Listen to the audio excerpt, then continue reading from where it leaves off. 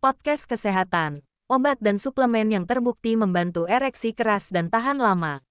Setiap minggu, ada saja pria yang datang ke ruang praktek saya, duduk pelan, dan berbisik.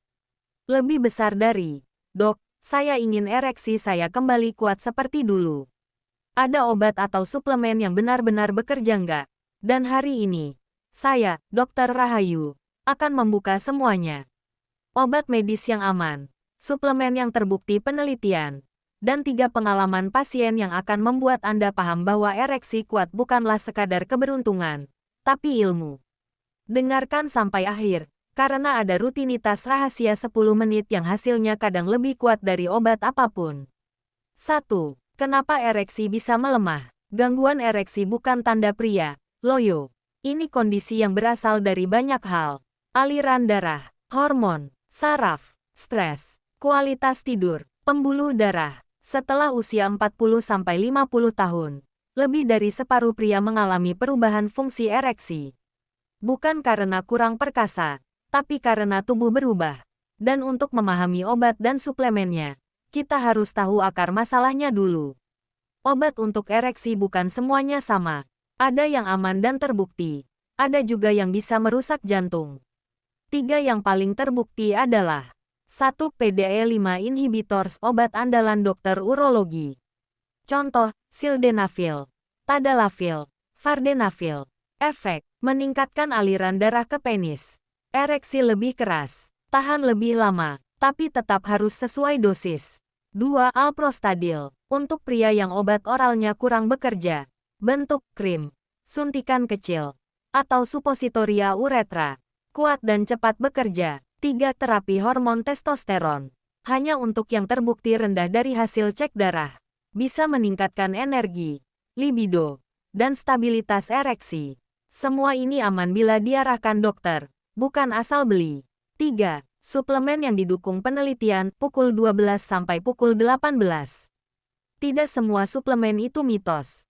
Ini yang terbukti. 1. L-citrulline, L-arginin. Meningkatkan nitrik oksida pembuluh darah lebih terbuka. Efeknya mirip versi ringan obat PDE5. 2. Zinc. Mendukung hormon testosteron dan libido. 3. Ginseng merah Korea. Meningkatkan libido, stamina, stabilitas ereksi.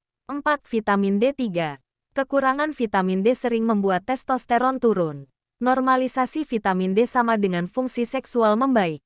5. Ashwagandha. Menurunkan stres, meningkatkan kualitas tidur, menaikkan fungsi seksual.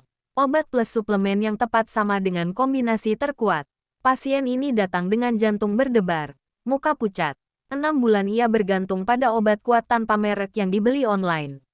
Awalnya keras, lalu makin lama malah makin lembek, sampai akhirnya tidak bisa ereksi tanpa pil itu. Saat dicek, pembuluh darahnya mulai mengalami gangguan. Saya hentikan semua obat itu. Ganti dengan protokol medis.